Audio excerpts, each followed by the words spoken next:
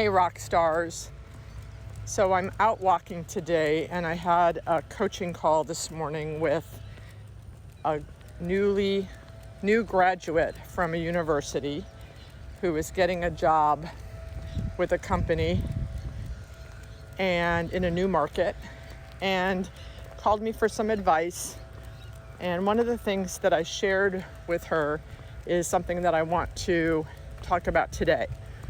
Many landlord leasing agents and landlord leasing companies, I find, think that competitive leasing agents in a submarket are the devil.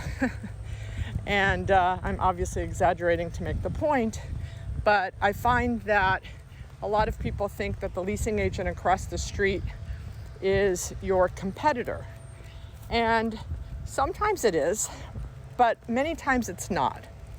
And I have gotten a ton of referrals from my neighborhood leasing agents that I'm friends with. There's so much to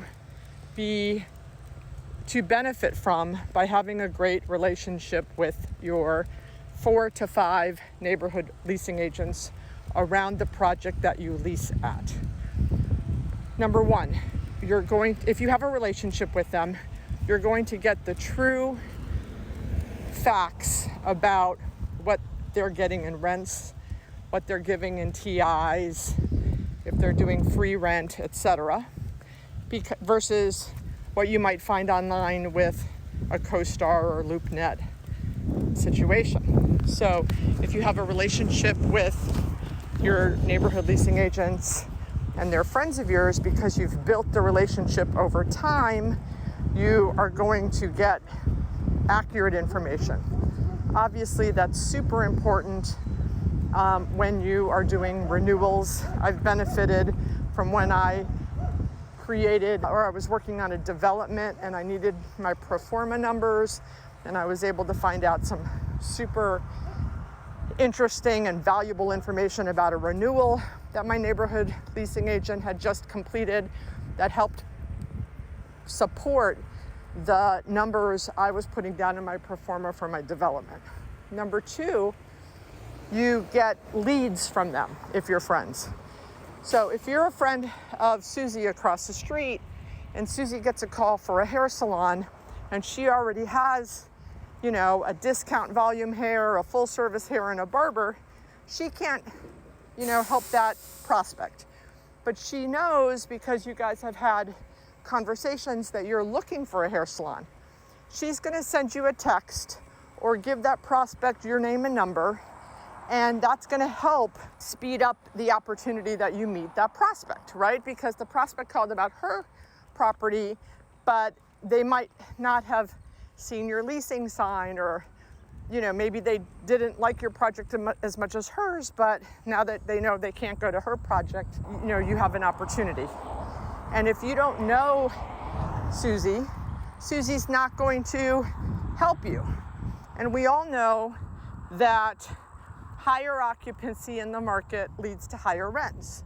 So if I can help Susie, or Susie can help me get deals done, obviously not ones we're competing against, but ones we're not competing against, if I can help her lease a hair salon because I already have one, or a sub shop, her occupancy increases, our rents in the collective market increases. So I highly encourage the creation and the progress of in-depth relationships with your neighborhood leasing agents. The last thing that I know I've shared with you guys before is the dead deal meetings.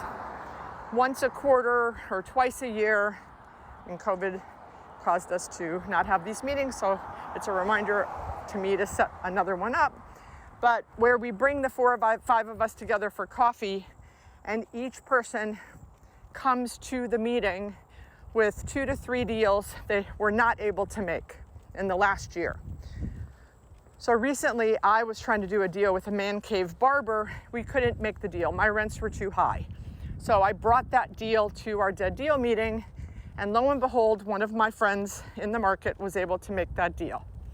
They were able to get a little bit lower of rent and more TI, and that came out of a dead deal meeting. Highly recommend super strong relationships with the leasing agents in your submarket through coffees, calls, send them market studies when you've completed with them, send them leads. If you're the first person to send a lead to your neighbor, I promise you they'll send you a lead. They'll reciprocate the next week. So make relationships with your neighborhood leasing agents. I call them the NLAs, and small networking group that you continue to cultivate and hug, what's another word, take care of. Help them, and I promise it will deserve rewards to you. Not that that's why you're doing it, but for sure you are. So that's my rant for the day. They're not your competitors, they're your friends. So send me any examples of this if you have any. It would be great. And I'll see you around, rock stars. Have a great week.